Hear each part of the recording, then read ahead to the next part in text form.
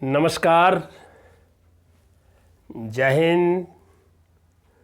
पूर्ण चंद्र कांडपाल आज आपको माटी की महक का एक बार और दर्शन कराता हूँ। जैसा कि माटी की महक आप जानते हैं, ये मेरे लेखों का एक संग्रह है।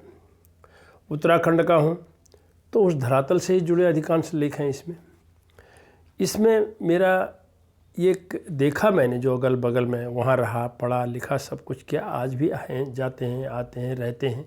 ऐसी बात नहीं है कि उत्तराखंड से तो लगाव भी है और जुड़ाव भी है। तो अब वहाँ की हर चीज़ को मैंने देखा और मैं हर विसंगति और असामाजिकता को दूर करने का मेरा एक प्रश्न बचपन से ही रहा है कि कुछ बोलो लेकिन विनम्रता से बोलो, दो चार लोगों को समझाओ, गलत को गलत कहने की थोड़ी सी जो हिम्मत है, वो जो मर रही है, मिट रही है, उसको पुनर्जीवित करो, उसमें अंकुरित करो। ऐसा मेरा विचार था। आज मैं आपसे चर्चा करूंगा साधु वेश में ढोंगी बाबा।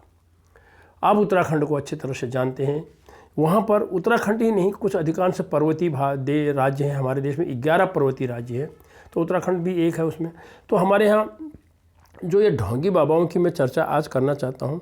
तो उत्तराखंड जो है ना, सर्वाधिक बाबाओं की शरण स्थली है। मैंने तो बचपन से देखा है। हमारे गाँव में भी आते थे बाबा लोग, उनको आते ही चाय पानी देना और चिलम भर के देना।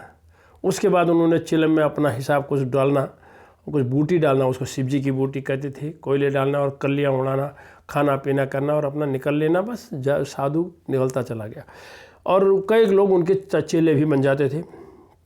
लेकिन कुछ को छोड़कर अगर हम देखें, कई गुना ने डेरे बनाए, आश्रम बनाए और छोड़कर कुछ को अगर हम छोड़ दें तो अधिकांश लोग चिलम, गांजा, भांग, धतूरा, अत्तर पीते हैं बाबा लोग।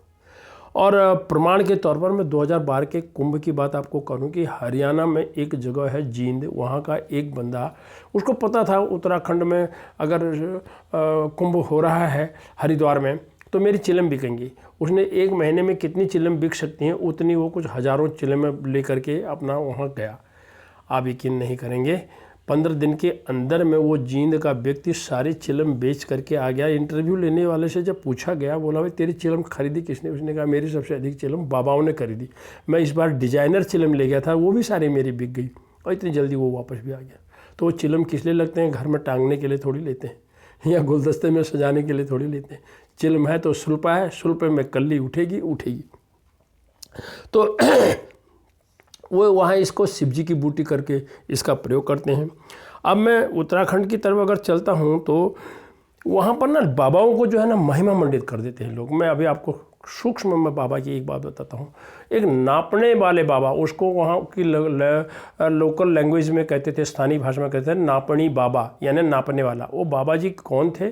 कोई पूछता नहीं है। कहाँ से आ रहे हैं, इनका पिछला रिकॉर्ड क्या है, ये कहाँ से आए हैं, कौन है ये व्यक्ति? लेकिन किसी ने कह दिया जी बाबा जी आए हैं। तो बाबा जी वो बाघ पटुता में बहुत ही चतुर होते हैं और उन्होंने क्या किया जी, नाप के वो धरती सड़क। तो खैरना रानीखेत मोटर मार्ग पर मैंने अपने बाल्यकाल में उस बाबा को देखा था।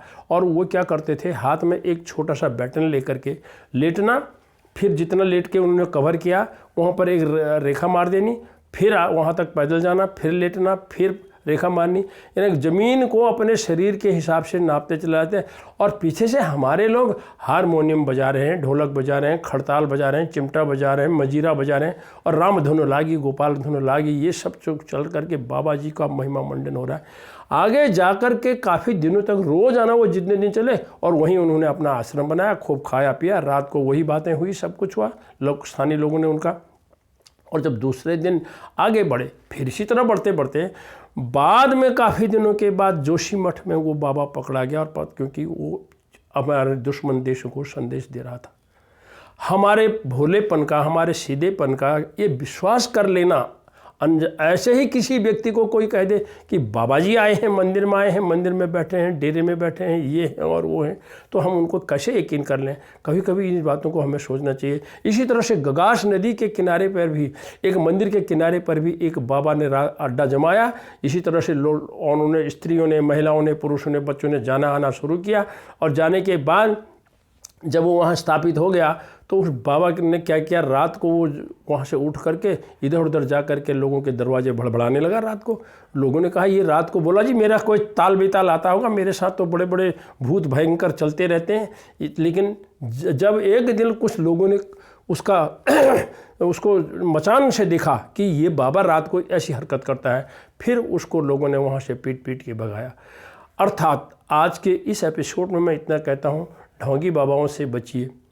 ढोंग लोग करते हैं और बाबा बनकर करके वो हमारे दिल में ऐसे घुस जाते हैं, हमारी जो एक विचारधारा को वो ऐसे उसका शोषण कर लेते हैं कि हम उनके सामने अपना मुंह नहीं खोल पाते हैं। अतः ढोंगी बाबाओं से बचें। और वैसे भी आप देख रहे हैं कई बाबा तो जेल में भी हमारे देश में हैं, उनके बारे में आपको पूरी जानकारी होगी। इन्हीं शब्दों के साथ जय हिंद।